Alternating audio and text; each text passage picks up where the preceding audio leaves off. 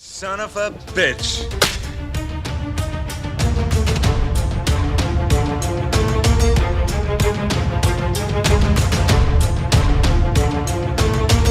Groovy.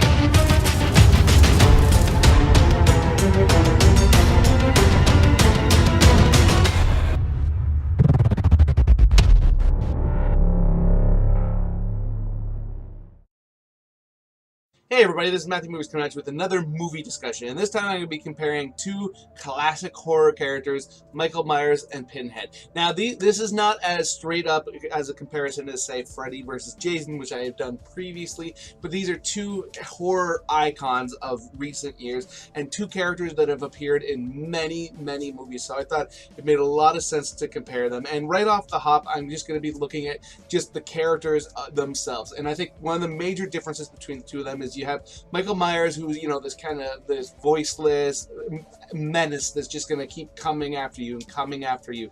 And there's malice there and anger and all of that you can read into a mask, which is something I always found very, very impressive about his character. And then you have Pinhead, a character who definitely does vocalize, but he is much more, he's silent a lot of the time. But basically, you know, he's a demon, a Cenobite, or whatever you want to call him. This being that comes from hell and drags people there with them. And the two characters, you know, in what they're all about, couldn't be kind of more polar opposite, other than the fact that they're both menacing killers. But I personally, I really dig both of them. But in this regard, I would definitely have to give the edge to Michael Myers, even though he is this kind of supernatural being, and that, you know, he has survived all of these things and he's so unstoppable. He feels more tangible. Like the Pinhead is more of a concept to me, but whereas the Michael Myers character is something that you could actually kind of almost envision yourself coming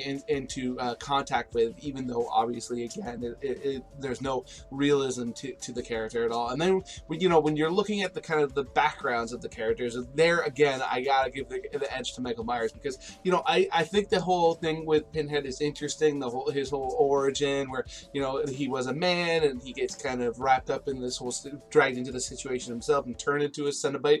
And when it gets revealed that all the Cenobites used to be people and all that stuff, that, you know, that's cool and everything like that, and the actual seeing that come to fruition on the screen, like all the things coming in and taking him away, all that stuff, I thought was very, very cool. But the whole opening sequence of the original Halloween film, where you get introduced to this thing that's going around the house, and it's first person and he's going in killing, and then you realize that it's a child, and, you know, you think of kids as being these beings that you need to protect, and the whole concept of this killer kid who, you know, he's not just, you know, going around and manipulating or whatever. He's not just like, he is just an absolute killer. I thought was much, much more interesting.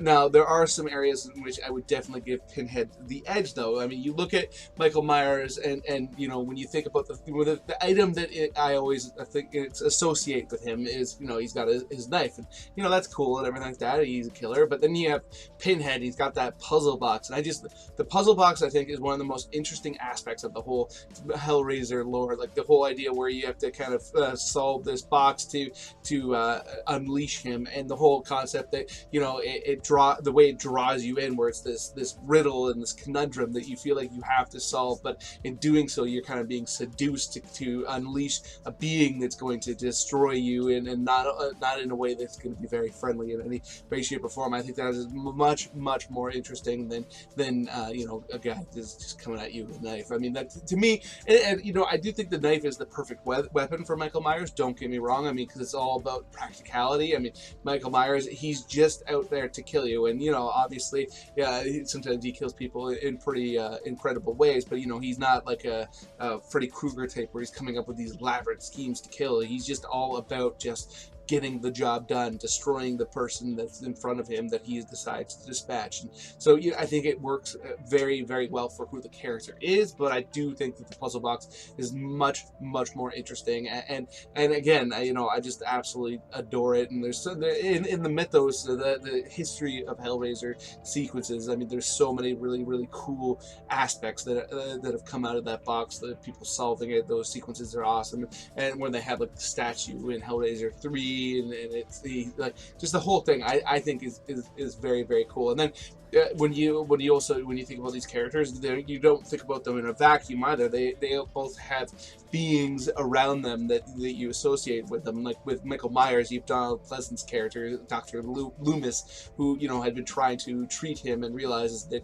he is this being of just pure darkness, and that as much as he may try, he just has to kind of hold him at bay, and he takes that on as his responsibility. And then you have with Pinhead, you have the other Cenobites, which that's one thing that you gotta give Pinhead a little bit of an edge right there, because the variety of other characters and other Cenobites that can surround him, and just the when you see like some of the creation, like I know Hellraiser 4 is a film that has been panned a great deal, and in large part for good reason. But one of the parts that I thought was really cool is when you see the creation of some of these Cenobites. Like you have the the twins that become like a Cenobite by them like combined, and when you see them kind of get pulled in together, I thought that was all cool. And it's just the whole concept of Pinhead being the kind of this leader of all these beings that all of them are deadly and dangerous in and of itself, but they all kind of take a back seat to him. It speaks to his power, but at the same time, again, like when you think of Dr. Loomis, I think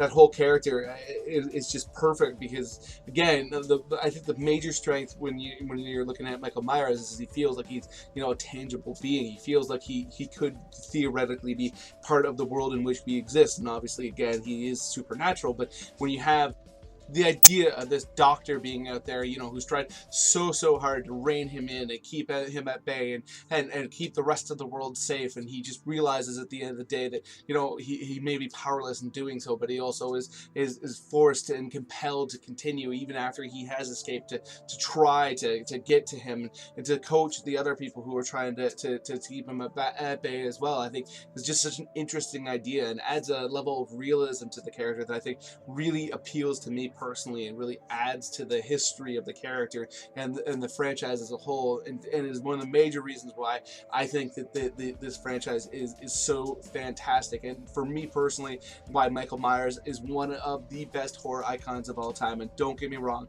I do really like Pinhead. I think he's a very very cool character, but for me personally, I'm gonna have to go with Michael Myers for the win, because again, I feel like he's more scary because he feels more real. And you could easily strip away the fact that he is so he doesn't have to be necessarily as unstoppable as he is. I mean, if you think about him in that kind of frame of thought, where basically he feels unstoppable still, but he is still human. You could destroy him through regular means, but if you just hurt him, that's not going to stop him from coming at you. That kind of mental exercise of just kind of making that little twist to the character, I think really really makes him so freaking awesome. And then when you do add in that element, that little bit of supernatural to him, I don't think that takes away from that feel. I think it kind of adds to it. It's a little bit of salt and pepper on top of the whole thing. And Pinhead, don't get me wrong, I still think he's a very freaky character, and if you've thought about that, kind of him existing